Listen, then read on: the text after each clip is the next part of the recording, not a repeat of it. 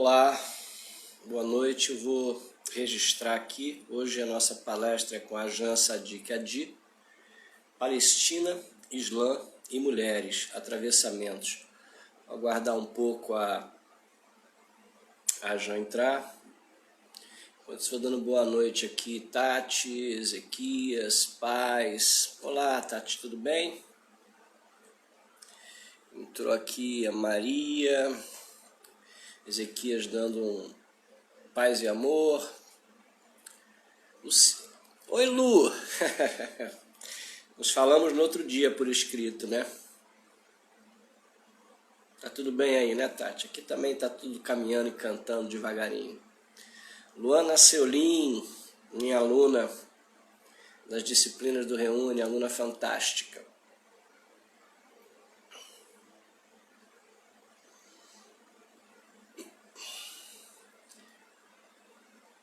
Mayra Graciano, também minha aluna querida.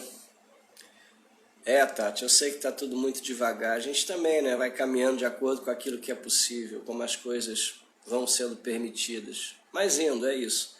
A gente tem que caminhar dentro desse momento ímpar e tentar sobreviver a ele com um pouco de sanidade, né? Com um pouco de sanidade. Olá, dona Alice Rocha. Tudo bem? Que bom vê-la por aqui. Minha amiga conselheira tutelar.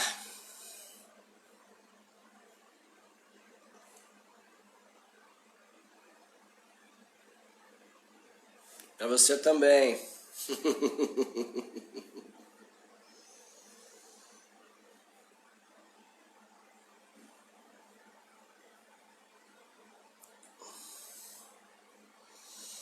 Vamos só aguardar a minha convidada de hoje, a gente inicia. A gente teve um papo, olha ela aqui, ó, já entrou.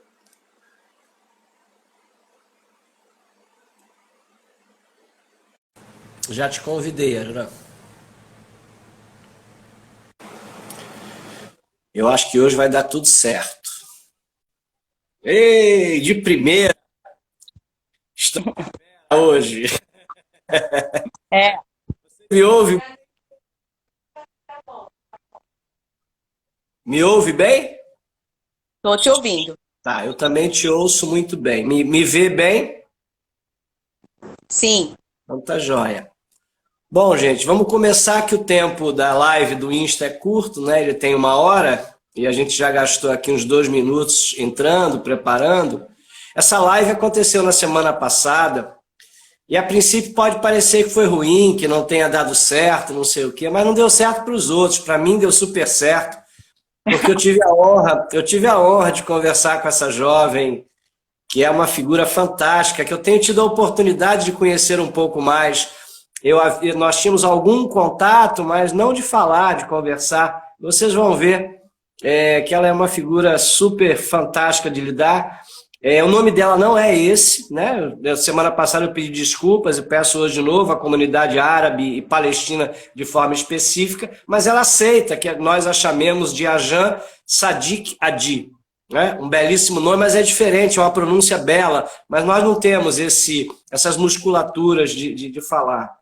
E, como eu venho fazendo um caminho, discutindo religião, política na acepção ampla da palavra, né, e ciências, eu tive a luz, né, de convidar a Jan para esse papo, e foi super legal, mas não foi ao ar, porque nós não conseguimos fazer direito, eu não domino essa tecnologia, fui um péssimo anfitrião, ela tentou me ajudar, mas não funcionou. E hoje nós trouxemos aqui para o Insta, e nós vamos falar sobre Palestina, Islã e mulheres, sobre atravessamentos. Eu vou deixar você mesma se apresentar nessa questão, né, da sua ascendência, teu momento intelectual, pode ser? Muito obrigado Tá. por ter insistido em permanecer comigo e voltar hoje aqui, muito gentil de sua parte, e eu estou muito feliz de ter esse contato com você, que acabou sendo muito maior do que a princípio seria. Obrigado pelo carinho. É, tá bom, eu que agradeço, Mário. Obrigada.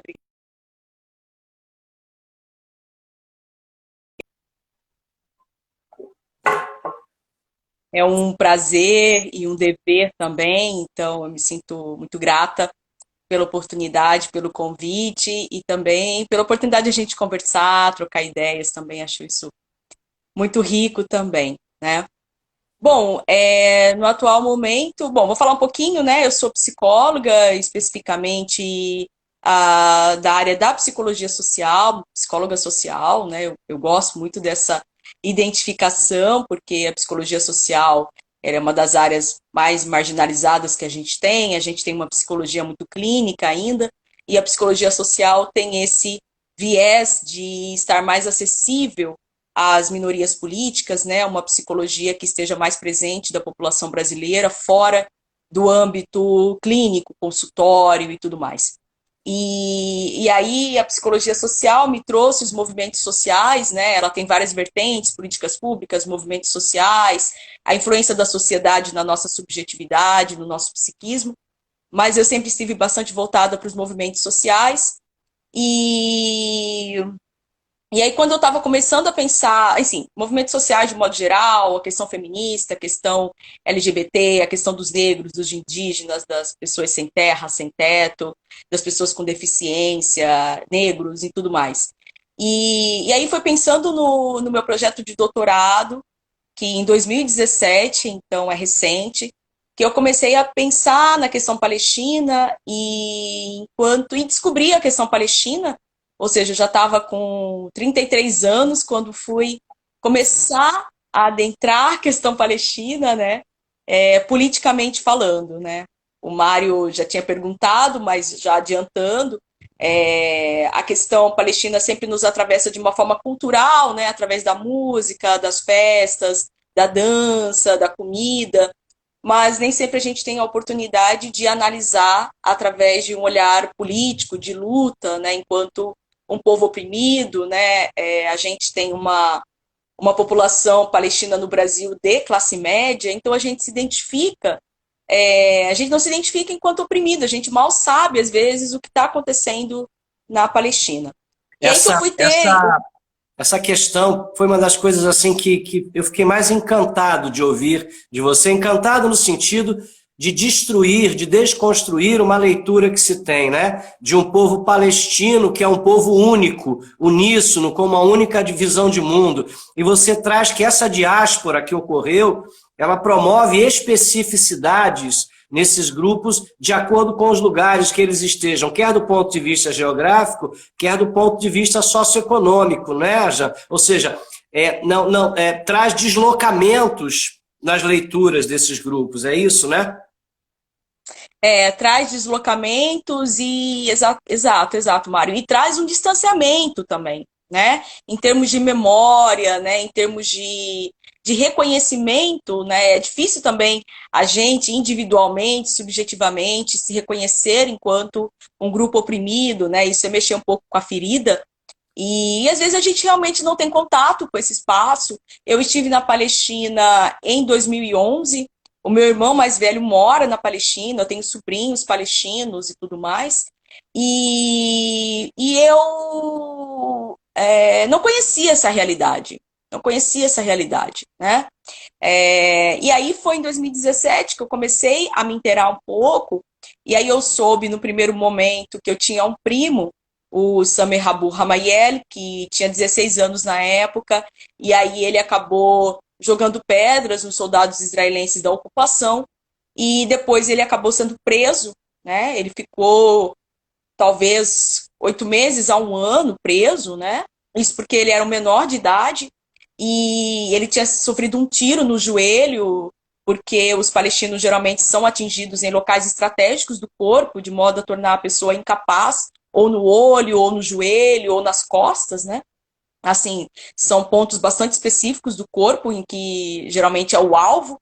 E aí eu entrei em contato com os meus familiares na Palestina, fiz essa denúncia, né, através do jornal A Nova Democracia, falando dessas condições de uma violência antes da prisão e uma violência durante a prisão, porque você tem um acesso dificultado de advogados, um acesso dificultado a seus familiares que não podem visitar também, talvez a mãe, o pai, mesmo a mãe e o pai, enquanto familiares primeiros, de primeira ordem, eles, sim, eles sofreram, eles sofrem humilhações por parte dos soldados, dos policiais israelenses, né? E uma violência física para que você acabe falando das outras pessoas, né? Fazendo uma falando, né, na verdade, de que as outras pessoas que também estão envolvidas na luta. E aí foi esse contato, um primeiro contato que eu tive, né, dessa violência também, água insalubre, comida insalubre, água não potável. Se você quiser uma comida melhor, você tem que pagar por ela.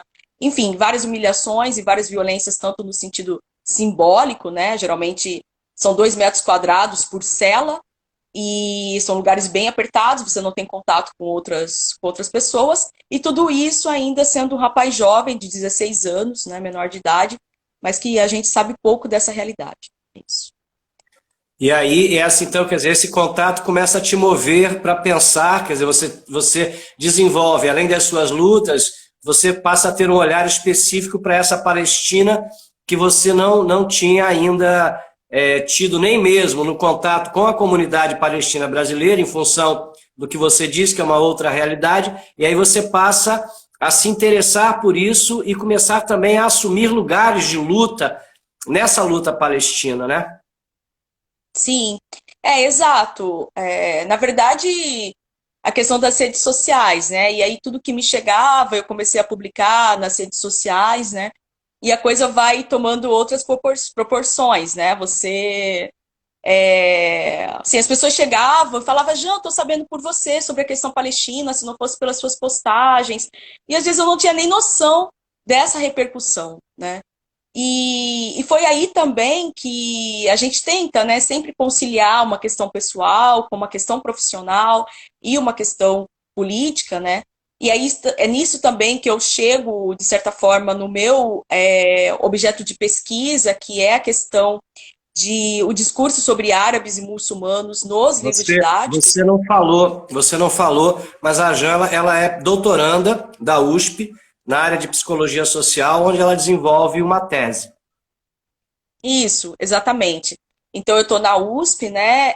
Eu faço essa análise de discurso sobre árabes e muçulmanos nos livros didáticos de história, a partir de uma perspectiva decolonial, né? E estou no Grácias, que é um grupo em antropologia de contextos árabes e islâmicos, né? De estudos sobre os contextos árabes e islâmicos, e a gente vai conhecendo essa realidade, tanto a realidade muçulmana, como a realidade árabe, como a realidade palestina, que estão implicadas, né, Mari? Tudo tá concatenado. A maioria dos palestinos são muçulmanos, então tudo está bem interligado, né? Eu sei que você ainda E está, eu sei que você ainda está no início da sua pesquisa, mas eu gostaria, porque eu achei tão interessante o que você me falou da outra vez, que dentro aí do caminho que você está fazendo, né, eu acabo te cortando muito, mas no sentido de que você nos falasse um pouco qual o olhar, porque eu sou historiador, acho que a parte das pessoas sabe disso, e a Jame traz uma leitura muito diferenciada daquilo que nós estamos acostumados, né? Eu, enquanto um profissional de história de ensino médio e fundamental durante 16 anos, eu sei que é pontual a entrada da vida do mundo árabe e do mundo palestino, e ainda assim é feita de uma forma pouco crítica. E aí eu queria que você, ou agora, ou no momento que você se sinta, acho que encaixe mais, falasse um pouco sobre esse seu olhar, apesar da sua pesquisa ainda estar em andamento. sim. Bom, na verdade, o que a gente vê, né, também tem algumas pesquisas anteriores, não necessariamente sobre a questão necessariamente palestina, né, porque às vezes a questão palestina aparece bem pequenininha, né, talvez mais nos livros de geografia, e eu tô analisando os livros de história, mas a gente percebe, por exemplo, muita distorção em relação ao Islã, né, o Islã referido como, por exemplo, o bando de Maomé, né? E aí tem todo um estereótipo, né, negativo. O que eu venho observando, por exemplo, na discussão do Islã, de um livro didático que eu já estou analisando, quando você discute o Islã, vem uma atividade para os alunos sobre terrorismo, e eu acho isso bastante perigoso, né? Porque traz toda essa generalização que a gente já está bastante carregado, né? De que o Islã é terrorista, os muçulmanos são terroristas, né? E fazem toda uma leitura de por que existe, né? E aí esse terrorismo sempre com uma visão muito negativa e não como um movimento de insurgência, de resistência, mas que acaba se generalizando e isso é muito perigoso, né? Eu não vejo, Essa... eu não sei se você vai concordar com isso. Uma das coisas que me chamava a atenção é que quando se fala em terrorismo, essa ideia é associada ao mal, né? Não é associada a uma estratégia de guerra que é uma reação à não possibilidade de um enfrentamento aberto. Porque não é possível realizar um enfrentamento aberto contra as forças bélicas ocidentais. Não tem como um país, né, ou qualquer país árabe ou muçulmano, de uma forma mais aberta, islâmico, ou países menores, realizar enfrentamento. Quando se refere a Cuba, com as táticas de guerrilha, isso é feito de uma forma muito positiva, né? Que é uma tática muito similar, que é um enfrentamento que foge. Né? Então você vai lá, você causa um dano específico, porque você não tem como fazer o enfrentamento da tática da guerra, né? Infantaria com infantaria, artilharia com artilharia. E eu percebo que no que diz respeito ao mundo árabe, islâmico, já né? A palavra terrorismo já traz esse sufixo de negatividade e não é colocada em nenhum momento a possibilidade de ser uma reação a atitudes, né, de invasores, atitudes de outros grupos, ou seja, a própria história que é escrita teoricamente por intelectuais progressistas, elas contribuem para condenar já a priori, né, de forma preconceituosa, a história desse mundo islâmico, né, Jean? Sim, exato, Mário. Na verdade, eu acho que, por exemplo, o que falta nos livros didáticos é uma contextualização, né? Além de uma explicação, uma contextualização de por que existem organizações terroristas, né? As organizações terroristas, elas existem, elas se criam nos espaços onde tem geralmente uma ocupação militar, né?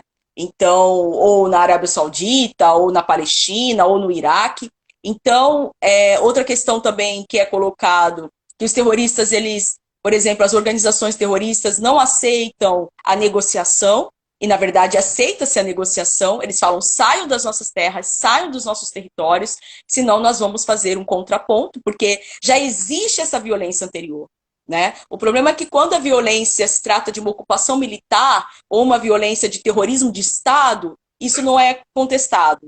Né? Agora, quando a própria população, dentro das possibilidades que ela tem, ela reage a essa violência, aí ela é condenada, ela é estereotipada. Né? Então, é interessante que você pega o 11 de setembro, que é o caso mais clássico, né, do terrorismo pós-moderno, e nós falamos, é claro, aqui todo respeito aos estadunidenses e aos familiares mortos e aos outros elementos de países que estavam no World Trade Center. Eu sou contra todo tipo de violência, mas as pessoas falam desse grupo de 5.000 pessoas como algo muito absurdo. Quanto às guerras dos Estados Unidos contra os países, não apenas árabes, mas contra os grupos de uma forma geral, matam isso corriqueiramente, né? Então, assim, é muito triste você olhar, e é isso que eu queria complementar sobre os historiadores. Eu não acredito em neutralidade histórica, mas eu acredito em objetividade. E eu vejo que nos livros didáticos eles são muito pró-Israel, quando é o conflito palestino-israelense, e muito pró-Ocidente, também vestindo essa ideia do terrorismo, né? Ou seja, de uma sociedade que age, e não como uma sociedade ou um conjunto de sociedades que reagem ao imperialismo, a um domínio capitalista sobre os países. Você observa desse jeito? Ah, com certeza, com certeza. Na verdade, o próprio Chomsky fez uma palestra logo depois, né? E a questão não é nem quantitativa, né? Tem esse número de 3.000 pessoas, né? Que foram mortas e também uma questão da imediatidade, né? Aí foi muito imediato, uma morte muito imediata, o número de mortes alto num tempo muito curto, mas a questão é quem morre, né? Então, não é o quanto se morre, a questão é quem morre, né? Naquele mesmo momento, logo após os atentados do 11 de setembro, 3 milhões de pessoas iam morrer por inanição, né, por conta da ausência da ajuda humanitária nos Estados Unidos, no Paquistão, que impediu o acesso da ajuda humanitária, e estavam morrendo 3 milhões de pessoas por inanição, né, por conta da busca pelo Bin Laden. E aí, os números, né, a gente não tá, aquilo que a Butler vai falar também dessas vidas, esses lutos, né, que é diferente quando um negro morre, quando um latino-americano morre, quando um africano morre, um asiático morre. Quando franceses morrem, há uma comoção mundial, né? Mas a gente não precisa ir longe, vamos fazer uma comoção mundial para o indígena que está morrendo aí em Dourados, né? Então, a questão é quem morre, né? E aí, se for branco, se for europeu, se for católico, a repercussão é diferente, né? E aí, se for negro... Eu lembro que quando teve o fogo no Museu Nacional, um número X de pessoas se colocaram para ajudar no Brasil.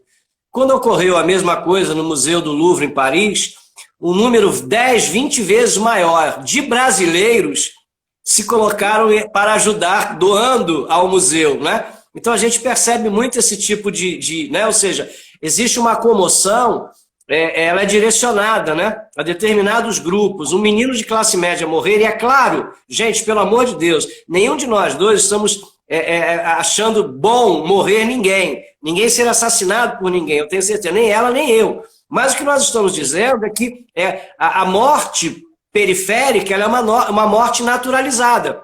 Tipo, é assim mesmo, morre mesmo.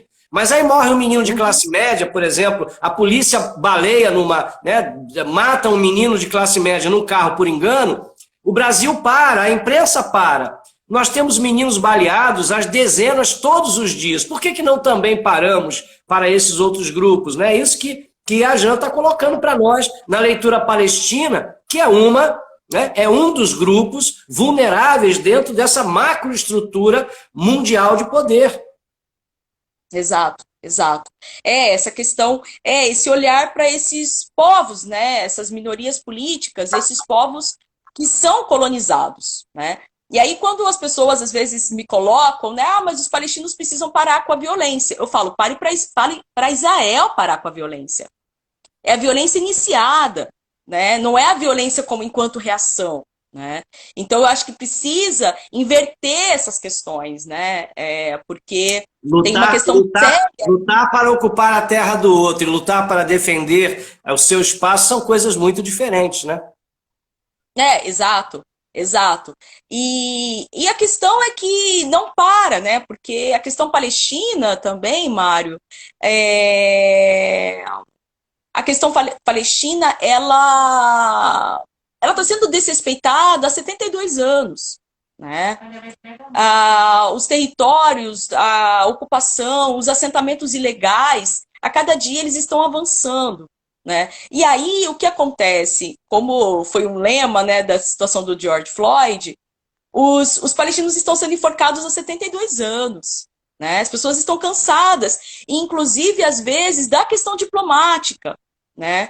Quando o Yasser Arafat foi até os Estados Unidos e assinou os acordos de Oslo, né, tentando uma via mais diplomática e deixando a guerrilha, que foi o estado inicial da luta do Yasser Arafat, eles continuaram ocupando, torturando, prendendo. Não é à toa, ainda hoje fiz uma live, o número de palestinos, que eu tinha falado na anterior, que a gente não conseguiu gravar, são 5.870.000 palestinos refugiados no mundo em 2020. Né? Então, o que está acontecendo? E aí, quando as pessoas discutem a questão do terrorismo, eu digo outra coisa: ninguém quer se tornar uma bomba, né? Ninguém se torna uma bomba humana porque por uma questão de brincadeira ou por uma questão. É sério isso, né? Colocar uma bomba no próprio acabar com a própria vida é algo muito grave, né? Exato, exato. E aí as pessoas não são terroristas, né, de forma inata, né, isso não é contextualizado e tudo mais. E outra questão, eu acho que alguém falou aqui, estava vendo rapidamente, essa questão do fundamentalismo Legal, eu também religioso estava vendo e ia te colocar sobre isso. Legal. e tal. Bom, existe uma questão séria aí, né? Para os interessados, né? Eu acho que o Reginaldo Nasser, que é das relações internacionais, inclusive eu acho que as relações internacionais, essa área, está de parabéns, porque eu acho que é uma das áreas que mais seriamente discute tanto a questão da Palestina, quanto a questão desse suposto terrorismo, né, como assim é chamado. E o Reginaldo Nasser, que é das Relações Internacionais lá da PUC de São Paulo, ele tem um artigo fundamental, fenomenal, chamado A Falácia do Conceito de Terrorismo Islâmico. Né? Por quê? Claro que tem um projeto para que o Islã se tornasse o grande inimigo do mundo, né? Após 2001. Um projeto, inclusive, acadêmico, cultural, das narrativas, dos discursos. Né? Mas se a gente for, eu estou falando a partir do Reginaldo Nasser, ele vai dizer que existem organizações, né, essas organizações de resistência, ou de sublevação, ou de insurgência, eu prefiro dizer assim, porque são movimentos políticos, não são movimentos religiosos. São movimentos políticos de enfrentamento contra a opressão imperialista. Tá? Eu acho isso importante ressaltar, porque não é uma questão que o Huntington vai colocar do choque de civilizações, o Islã contra a cultura ocidental. Não, o Islã ele é um... Na verdade, esses grupos, o Islã é um elemento de coesão. É um elemento de coesão para esses grupos. Mas às vezes você pode ter uma organização terrorista que é laica, mas que tem membros que seguem uma determinada religião. E uma organização que é religiosa e que tem membros que não são religiosos. Mas, a partir, por exemplo, do 11 de setembro, muitos que estavam ali, talvez esses 11 integrantes, né, que estavam diretamente envolvidos no atentado, que estavam no avião, eles eram pessoas que, há uma semana atrás, nos Estados Unidos, estavam em cassinos, eles não eram muçulmanos, entende? Então tem uma distorção que foi colocada aí, e uma generalização muito séria, né? Que primeiro você generaliza que todo terrorista é muçulmano, consequentemente... Essa é uma questão importantíssima. Por que o nome terrorismo, né, se associou exclusivamente às populações muçulmanas? Quer dizer, como se fazer terror virasse algo específico. Isso é muito grave. Isso é muito ideológico. E é algo assim, é algo escancaradamente ideológico. Sim. Ideológico, planejado, sistematizado, inclusive pelas universidades, né? Que sempre com esse olhar ocidental, esse olhar colonial, né? São sempre eles, porque essa questão também, Mário, você que é da história, a Sofia Arjana, de 2015, ela vai falar sobre o imaginário do muçulmano no mundo ocidental, né? E o muçulmano carrega esse estigma. E aí o Irving Goffman vai falar também, né, desse estigma que a gente carrega e que a gente não consegue tirar desde o século VIII. Os muçulmanos eram vistos como monstros na época das cruzadas. E esse estigma, esse estereótipo, ele percorre o tempo, ele perdura durante o tempo, e ele só muda a carcaça. Então eles são os bárbaros, são os cruéis, São os infiéis. Os infiéis, né? Os infiéis das cruzadas, né? São os perversos sexualmente, que têm uma sexualidade frustrada, né? E aí, e como essa verdade dita mil vezes, essa mentira, né, torna-se uma verdade, e agora o novo emblema desse estereótipo sobre os muçulmanos são a questão dos terroristas, né? E aí, homem-bomba, mulher-bomba, né? Assim, essas brincadeirinhas que, na verdade, elas machucam, né? Elas não matam, mas elas amolam a faca, né? Porque está envolto dessa generalização, né? E aí, os muçulmanos também têm uma outra questão. A maioria dos muçulmanos, atualmente, eles estão na Ásia, né? O maior país muçulmano está na Indonésia. Então, as pessoas têm uma ideia ainda do Islã relacionado ainda no século VII, na origem do Islã, que se originou na Península Arábica, né, com Maomé e tudo mais. Mas o Islã, ele é tão diverso, ele passou pela Europa, ele passou pela Ásia, ele passou pela África, ele se instalou lá. Nessa questão, você colocou uma coisa para mim, e olha que essa temática específica eu trabalhava em sala de aula. Eu nunca havia parado para pensar e nunca tive informação sobre isso, quando você falou sobre a ocupação da Península Ibérica, que parece que é vendida a ideia de que Maomé, né, ele fica lá entre Medina e Atrebe, Meca, tal, faz aquelas construções, sai dali e a partir dele, através de um dominó, eles chegam até a Península Ibérica. E você disse que não é isso, que isso tem que ser entendido dentro de uma pluralidade maior. Fala um pouco sobre isso. Pois é, então, essa questão da dominação, né? Alguns falam dominação, conquista árabe-muçulmana da Península Ibérica também é bastante séria, né? Como eu estava conversando com o Mário, porque ocorre uma outra invisibilização, né? Que são dos africanos muçulmanos, né? Africanos islamizados. O norte da África não é à toa que também é conhecido como África Árabe, né? Por conta dessa colonização que a gente fala, né? Que é uma colonização do aspecto cultural, linguístico, religioso. E os primeiros a adentrarem, né? Que foi o Tariq Ibn, esqueci o último nome, mas ele era um berber, né? Também berber já é uma palavra colonial também francesa. Mas ele era do norte da África, né? E ele foi um dos primeiros, junto com o seu exército, a adentrar a Península Ibérica. Depois que foram vindo os muçulmanos árabes, né? Mas os primeiros eram muçulmanos africanos. Então, nessa generalização, todo árabe é muçulmano, todo muçulmano é árabe, você esquece, né, que há muitos muçulmanos também que são africanos, né? E que durante essa Península Ibérica levou vários conhecimentos da África para a Europa, inclusive a plantação do açúcar, a plantação do café, essas sementes, a agricultura, que depois veio para o Brasil e mostra a influência árabe-islâmica no Brasil, ainda vinda por Portugal.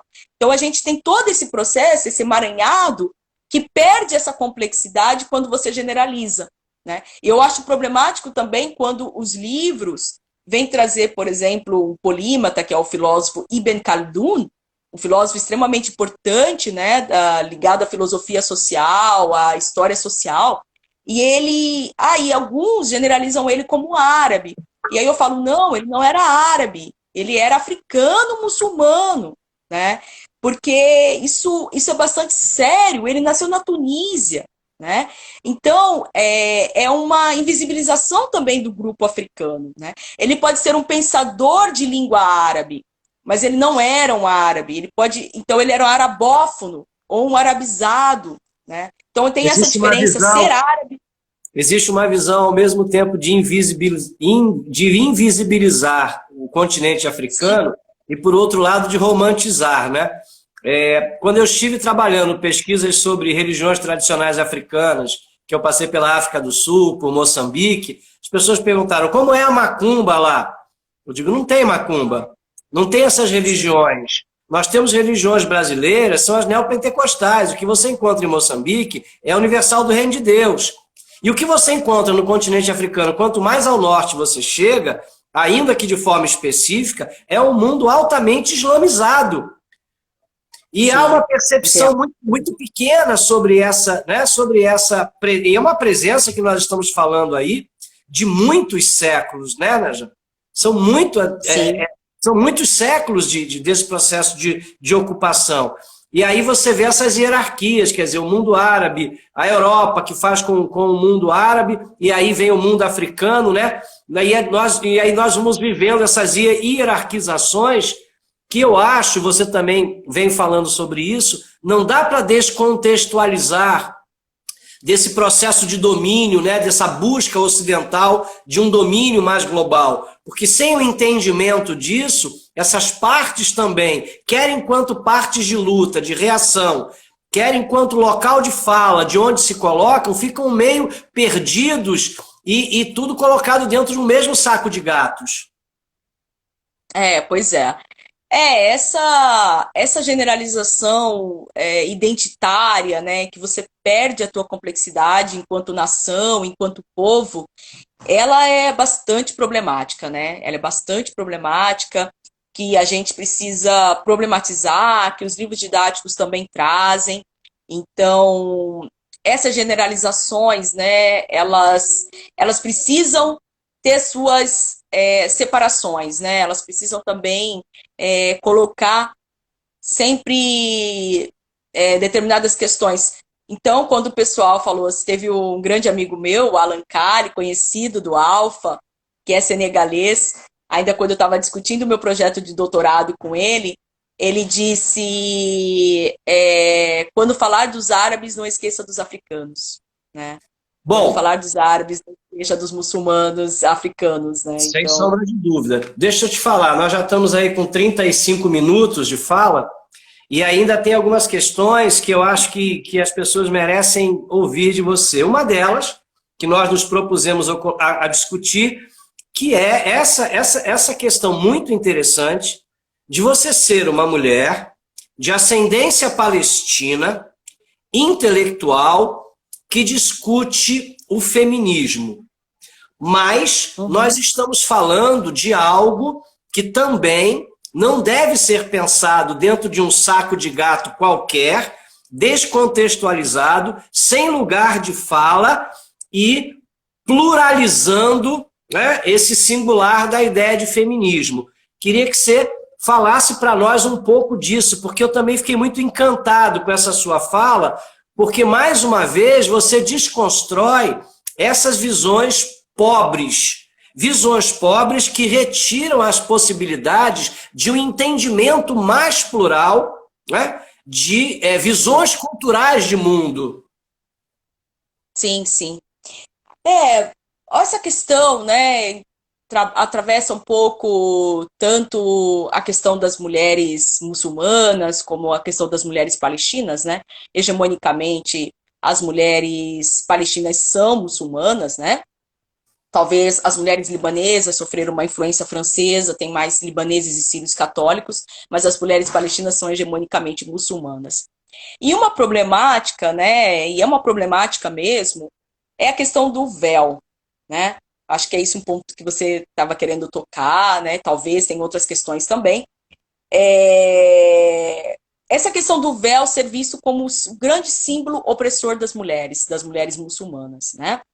E como um acessório, um item da sua vestimenta, né? Ela se transforma em tudo aquilo que o Ocidente pega como, olha, essas mulheres são oprimidas, essas mulheres são submissas e nós precisamos acabar com essa opressão, né? A questão, então, assim, a Lila God, ela é uma antropóloga e ela vai dizer que é uma obsessão ocidental pelo véu muçulmano, da mulher muçulmana, né? As A questões burca também, a burca iria nesse mesmo bojo, né, Jean? A burca também, sim, sim. Acho que é uma outra generalização também, né? Aí é só uma questão de curiosidade, mas tem o hijab, que é só o lenço, né? Tem a burca, que é toda aquela coberta que tem uma rede, geralmente, sobre os olhos. Tem o niqab, que é aquela que tem só fica visível os olhos da mulher. E tem o chador, que é muito usado no Irã, né? Geralmente ele é preto e ele cobre, é um grande vestido, né? Um grande lenço que a gente fala que cobre essas mulheres. A questão é que o feminismo, né? Nós temos esse feminismo sinhá, né? Esse feminismo ocidental, ou feminismo norte-americano, europeu, inclusive o próprio brasileiro, que Não seria mais que ocidental, você usando a expressão sinhá, não ficaria na Casa Grande? Porque também exatamente, esse é um acidente feminismo burguês, né? excluiria a senzala? Sim, sim, é um feminismo burguês, né? É um feminismo colonial, enfim, que realmente ainda tem essa cisão da classe, né? Mas as mulheres, elas às vezes tiram até o lugar de fala da mulher que usa o lenço. E isso é extremamente perigoso, né? Já teve palestras que uma mulher chegou a dizer assim, olha, só falo com você, só palestro ao teu lado se você tirar o teu lenço.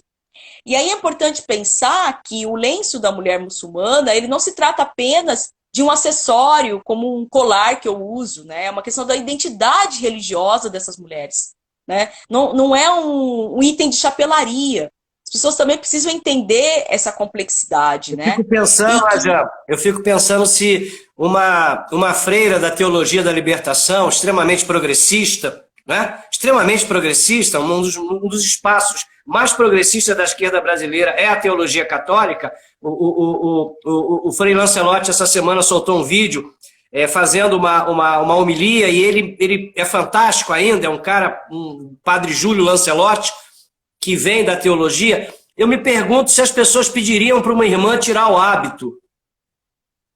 exato, exato.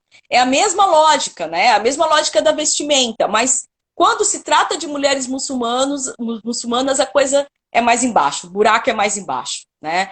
E aí eu acho as piadas, né, as charges extremamente violentas, de uma violência simbólica, muito pesada, né? E aí, quando as pessoas reagem a isso, as pessoas que são violentas, né? Teve a situação, alguém comentou aqui a questão do Charlie Hebdo, né? E aí as pessoas se sentem extremamente violentadas e desrespeitadas na sua religião. E aí a questão que a Lila Bulugod traz é que, primeiro, quem decide como talvez quer enfrentar e fazer sua luta são as próprias mulheres muçulmanas. É isso, Perfeito, né? perfeito. Não É é o a mulher. autopertencimento, é a sua visão de mundo. Ninguém pode dizer, Exato, por exemplo, o que é ser mulher. Eu lembro uma vez em sala exato. de aula, uma vez eu vi uma discussão em sala de aula de antropologia, com o professor Jorge Eremites, que hoje está fora, e aí se discutiu o que era ser uma travesti. Aí a travesti disse, aí uma travesti, aluna nossa, infelizmente já falecida, muito querida, ela disse, ó, travesti é isso, isso, isso, não usa o pênis, não faz isso, não faz aquilo.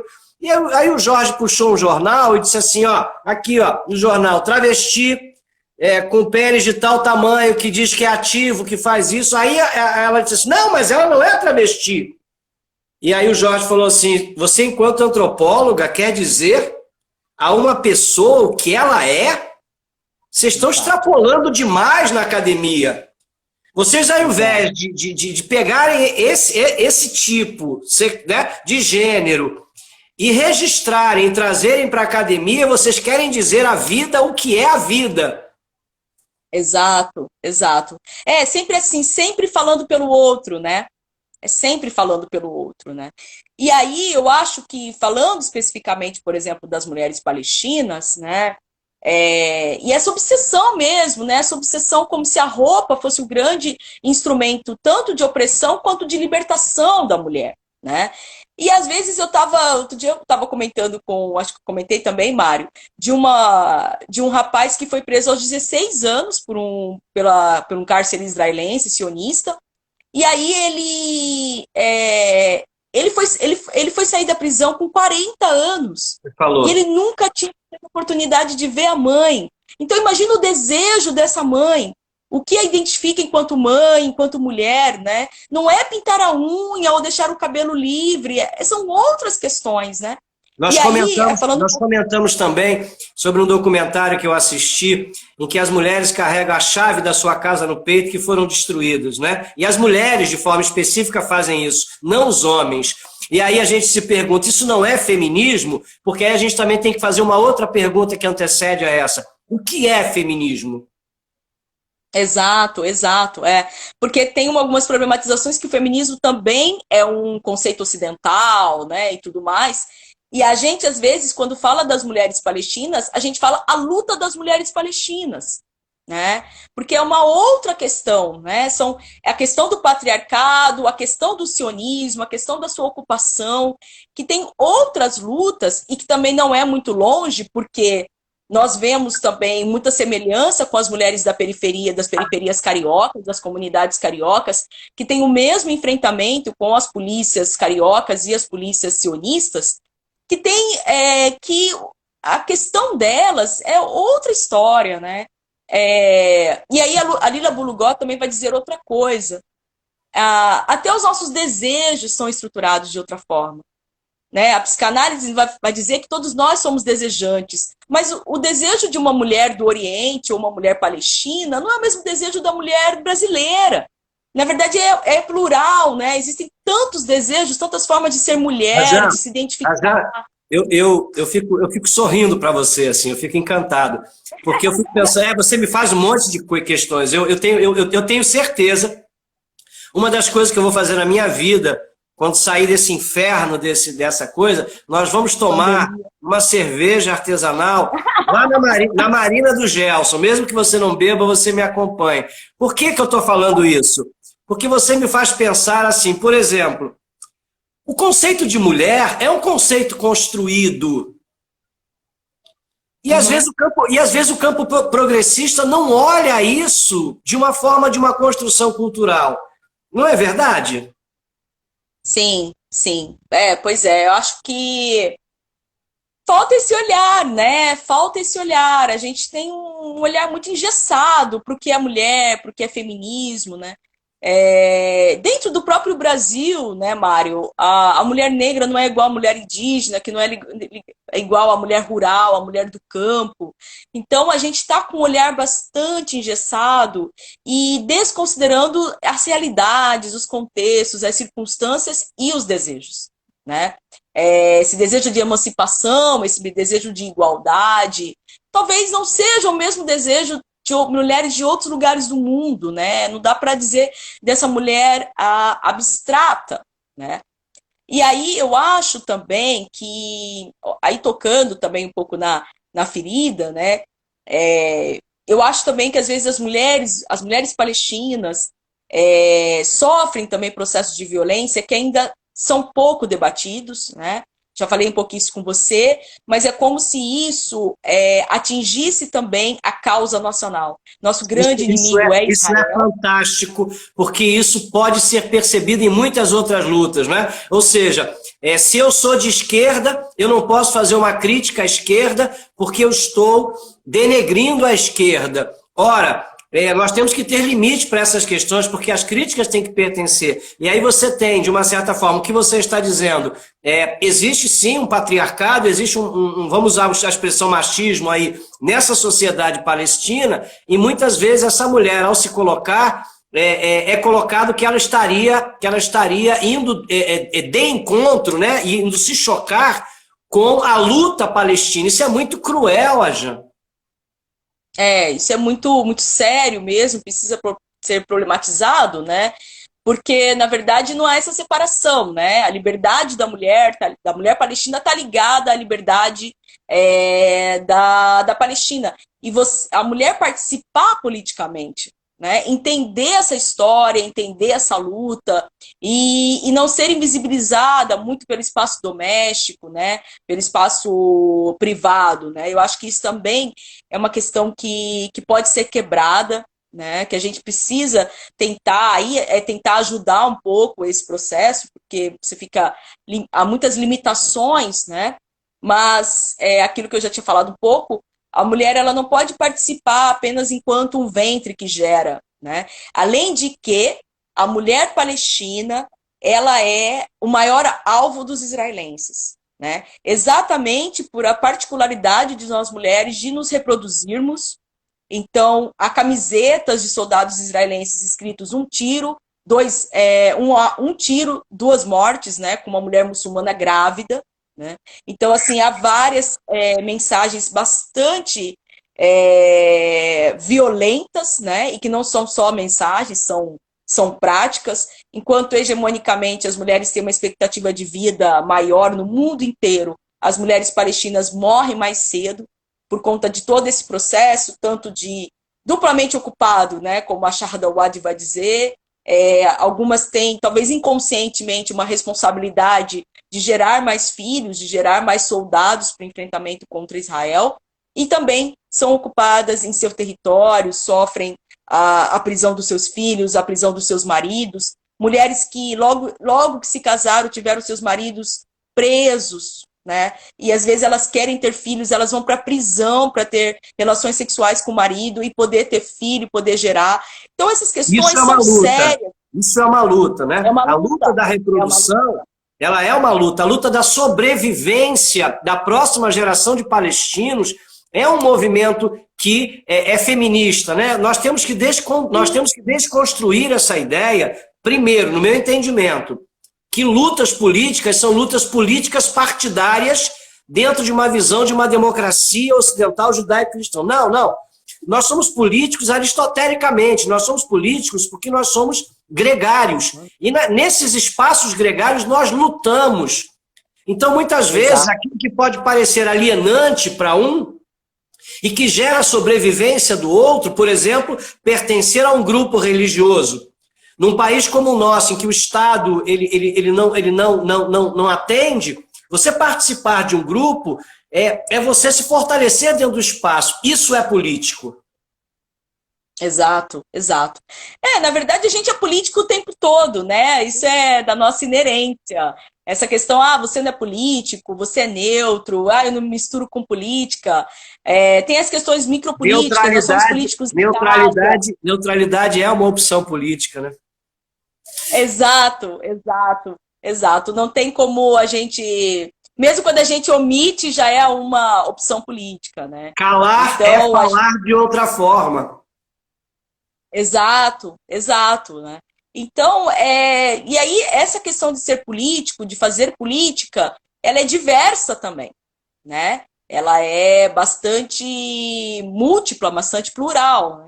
Então, a gente tem que... E tem mulheres também palestinas organizadas na luta, né? No Dia das Mulheres, rádios femininas e feministas dentro da Palestina, né? É que a gente precisa dialogar mais, né, com essas mulheres, né, que têm um outro acesso. Agora a gente tem mais acesso à internet, tem acesso a outras realidades, e a gente precisa trazer também essa liberdade e essa desconstrução de estereótipos, né, que é o que sempre se passa, a mulher muçulmana sempre com a burca, a ideia do homem muçulmano que é polígamo, né, da poligamia. E aí eu comentei você trouxe números na nossa conversa anterior. Repete esses números porque eles são absurdos em termos daquilo que a gente imagina. Pois é. É um número irrisório, né? O número de 1 a 2% de homens que são polígamos, né? Dentro do mundo árabe, do mundo muçulmano. Por exemplo, meus pais têm um vilarejo de 3.000 pessoas, Kfar Malik, na Palestina, que não tem nenhum homem polígamo, né? Então, isso depende também de muitas questões econômicas, porque você tem que trazer boas condições para essas mulheres. Tem uma luta de que, se houver isso, a primeira mulher, né, ela tem que permitir. Geralmente, alguns homens fazem isso porque às vezes a mulher não pode ter filhos, né, e aí ele quer ainda continuar tendo descendentes, mas é um estereótipo mesmo, uma generalização, porque é um número muito pequeno, é um número irrisório, mas que é sempre colocado, né? Como se o homem árabe muçulmano tivesse um harém. E isso é uma fantasia, né? É uma fantasia que não corresponde à eu vi muito prática. mais essas práticas nas religiões tradicionais africanas do que no mundo islâmico africano. Olha só. No mundo tradicional, por exemplo, de Moçambique, é muito comum um homem ter mais de uma mulher, né? Mas ele não é islâmico. E o islâmico não tem esse mesmo processo. Então, assim, nós vivemos um mundo muito ilusório, né? Exato, é exato. E aí se ouve, né? E vira uma verdade profunda. Aquilo se transforma numa verdade que é difícil, né, de desconstruir, de quebrar. É uma verdade desqualificante, né? Como se a monogamia fosse algo que fizesse de um grupo de pessoas melhores do que outras, e não uma questão de construção cultural. Pois é, pois é. Aí entra, vem nessa ideia de civilização, né? O monogâmico é o civilizado, é o desenvolvido, é o evoluído, né? E aí o poligâmico é aquele que é monoteísta, né? Ou seja, uma série de elementos que são culturais sendo trazidos para uma discussão de racionalidade. o que torna o negócio meio complicado de pensar. Pois é, exato. E também, esse ponto que você tocou, Mário, traz também a ideia, parece que essa poligamia, né, já falando, ampliando um pouco o debate, mas essa questão da poligamia como se fosse algo mais próximo da animalidade, né? Então, são os animais que têm vários parceiros, né? Que não tem, que é uma promiscuidade, e aí isso vai carregando, né? Vai carregando um peso que parece sutil, mas que ele acaba isso sendo repetido, ligado a determinados grupos, é uma repercussão muito Altamente negativa. desqualificador. Exato, exato, exato, né? Altamente, poderosamente, porque ele vem de diversos lados, né? São diversas questões que são colocadas que desqualificam, né? E aí é interessante observar que isso não ocorre em muitas outras culturas, como a cultura muçulmana, de uma forma geral, a árabe, como elas recebem do Ocidente um olhar pejorativo muito forte, muito determinado, e que é reiterado, né, em diversos lugares. Exato. Não, e tem uma outra questão também, já devo ter o tempo, mas o Ocidente tem muito do mundo árabe e do mundo muçulmano, né? Tem muito em termos de arquitetura, de ciência, de matemática, de filosofia. É que isso é outra invisibilização, né? E aí eu brinco, né, que a Europa tem 8 séculos de Islã, de mundo árabe, mas isso é excluído da história, né? Enquanto tem praticamente 5 séculos de cristianismo, tem 8 séculos de Islã, mas isso não é falado nos livros, não é falado pela mídia. Então, tem muita coisa no Brasil, o fato de a gente ter 3.000 palavras que têm origem árabe, né? Temos influência disso na música, nos instrumentos musicais, na culinária que a gente vê aí, mas que isso acaba desaparecendo, assim, fica um pouco escondido, né? Invisibilizado, né? Invisibilizado, Deixa eu exato, te né? falar, Então, deixa eu te falar. A gente tem aí, incrivelmente, né? Pela segunda vez o tempo foi muito curto. Nós temos aí uns 3 minutos de conversa. Tem um texto aqui muito grande que eu não consegui ler, não sei se você conseguiu, porque o meu óculos dificulta a leitura, mas que fala de fundamentalismo cristão, alguma coisa assim, e eu não sim, consegui, do Francisco, eu não consegui ler. Se você conseguir estou e vendo aqui. quiser encaixar, eu queria pedir para você usar esses 2 minutos e meio para que você feche a ideia, já te agradecer, dizer que dá vontade de voltar, porque é muita coisa que você traz e me parece, dentro do meu lugar de fala, que você tem um papel muito importante numa comunidade brasileira com a fala que você tem. E eu fiquei muito feliz de ter aprendido com você dessas duas vezes. Estou muito feliz. E fico muito feliz da live anterior não ter dado certo para os outros. Sim, verdade. Obrigado, eu que agradeço, Mário. Bom, a pergunta aqui do Francisco, sem querer entrar na questão do maniqueísmo, ele pergunta: a questão do Charlie, né, do Charlie Hebdo, né, na França, foi motivada por um fundamentalismo religioso? E se os fundamentalistas cristãos no Brasil executassem os humoristas do Porta dos Fundos? Bom, eu acho que realmente, né, do essa questão do maniqueísmo, né? Claro que se isso se repetisse aqui no Brasil, né? Embora os humoristas do Porta dos Fundos também sofreram vários tipos de represálias, né? Claro que não foi um Atentados, assassinato, né? inclusive. Exatamente, exatamente, sofreram atentados, né? E como isso está se dando? Agora, acho que agora tem duas questões, né? Se um determinado grupo de muçulmanos, né, se sentindo extremamente violentados por aquelas imagens de Maomé, que é proibido pelo Alcorão qualquer reprodução de imagem não só do profeta Maomé, como dos profetas, isso não dá para generalizar que todos os muçulmanos teriam a mesma prática, né? Então, Hitler era cristão. E aí a gente também não vai dizer que todo alemão, né, era nazista. Você tem 20 segundos. É isso. E aí, e o fundamentalismo é um fundamento. Todas as religiões têm seus fundamentos. É isso, né? É uma distorção também da palavra fundamentalismo. É isso. Beijo, obrigado. Tá bom. Eu vou gravar, vou Obrigada, deixar gravado para quem não assistiu. Tá bom, beleza, vamos Beijo. expandir.